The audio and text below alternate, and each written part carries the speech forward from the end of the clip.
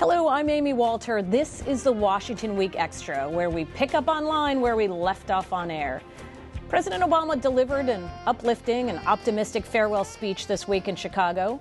It was equal parts inspiration and contemplation about the past 8 years in the White House.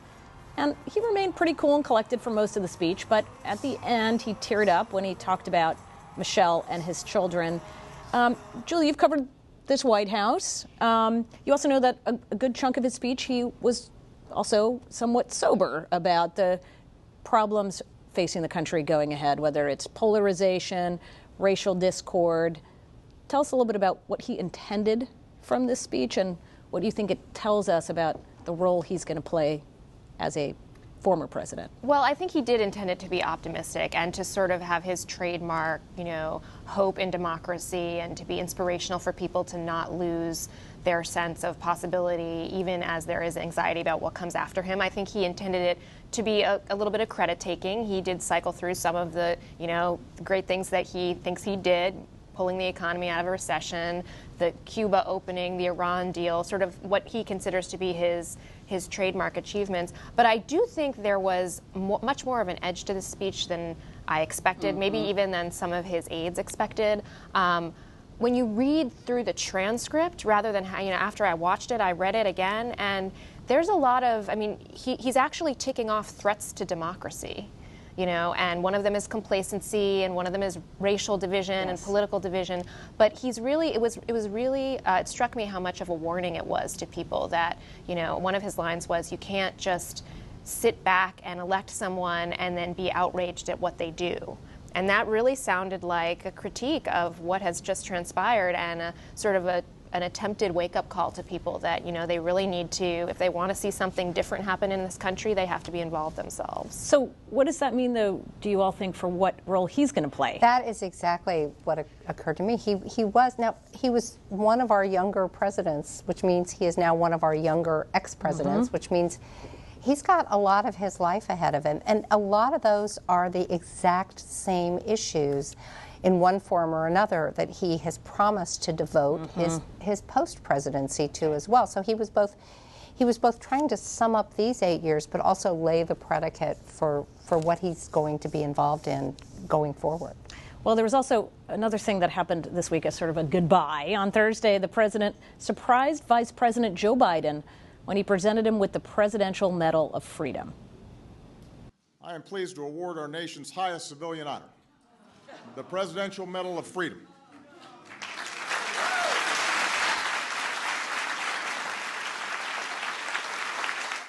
There wasn't a dry eye in the White House after that moment. You saw Joe Biden going to get his handkerchief out and dab his eyes. Tears were streaming down his face as the medal was put around his neck. Michael, have we ever seen a president and a vice president have a relationship like this, the bromance, as so I they can't called be it? Authoritative on the history of the relationships. I'll tell you one thing that strikes me is, remember the terms that George W. Bush and Dick Cheney ended on. I think they were barely speaking to each other. Right. Very acrimonious final denouement between them, particularly over whether Bush would pardon Scooter Libby.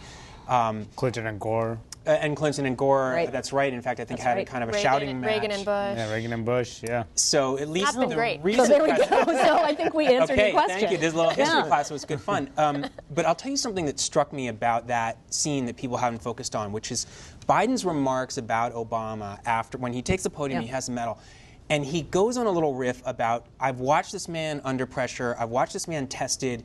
He maybe didn't have the biggest crises of any president, World War II, for instance, but he had these very unique crises, weird things, terrorist attacks, Snowden. And he talked about what it's like to see a man under pressure and what it brings out in him, or a woman. Of course, in the context of presidents, we're talking about men, unfortunately, only.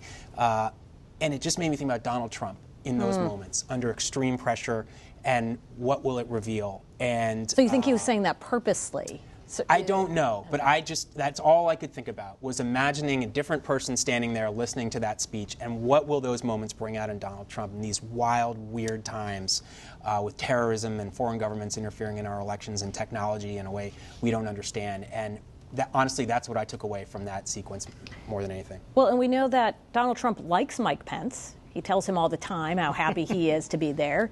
What role do you think Mike Pence is going to play? I assume he's going to be the emissary to the Hill. And he absolutely is. He's got all the relationships up there. The Republican leadership trusts him. Mitch McConnell has asked Mike Pence to come as regularly as he can to the weekly Republican lunches every Tuesday. That's a role that Dick Cheney had, and that's something that Joe Biden actually did not do because Democrats didn't want him there. They wanted to keep it separate. So he's going to be very, very influential. Already some of his cabinet picks, Trump cabinet picks, have been influenced by Mike Pence. So we'll see. He could be one of the more powerful vice presidents that we've seen in history. Well, we want to go to one other topic for you, Manu, because during this week's news conference, Mr. Trump signaled to congressional Republicans that Obamacare must be repealed and replaced on the same day. It'll be repeal and replace. It will be essentially simultaneously. It will be various segments, you understand, but will most likely be on the same day or the same week, but probably the same day. And so while Republican lawmakers are fast-tracking the repeal, is there any sense of what the replacement looks like? And we're already starting to see a little bit of that tension between the Speaker, Paul Ryan, and Donald Trump. Yeah, because last month, Paul Ryan said there will not be a replacement ready by next football season. And then last night, and at a press conference this week, he said, we're going to do it simultaneously. Why? Because of the things that Donald Trump has been saying. Right. But also pressure from the rank and file in the House and the Senate, Republicans who are getting nervous about just repealing the law. We need to have a replacement. They're worried about taking the political hit. Even if they were talking about initially of having some sort of 2-3 year transition period from the time it was repealed into the time that it was replaced. So now what they're talking about doing tactically is that they have to move through this budget process to repeal most of the law. And that is something they can do under the procedures to fast-track the repeal and avoid a Democratic filibuster under the rules. They can do it on a party line vote. But replacing it, you can't do a full-scale replacement under the budget rules. So what they're talking about doing is adding some provisions of a new health care law, new health care reforms in that repeal bill that could pass the muster of the Senate rules. So that'll just be a piece-by-piece effort to replace. And then on this end, side by side, issue new regulations when Tom Price, if he's confirmed as Health and Human Services Secretary, to help deal with some of the changes that they would make from repealing the law and maybe do something else legislatively. Now, that's just the tactics. We're not even talking about the policy. About the actual policy. Yeah, exactly. The policy is really what's going to really divide them. So it's going to be very difficult to see how this plays out. But Paul Ryan said he wants to do it in the first 100 days now, so it's changed in his timetable because of Trump.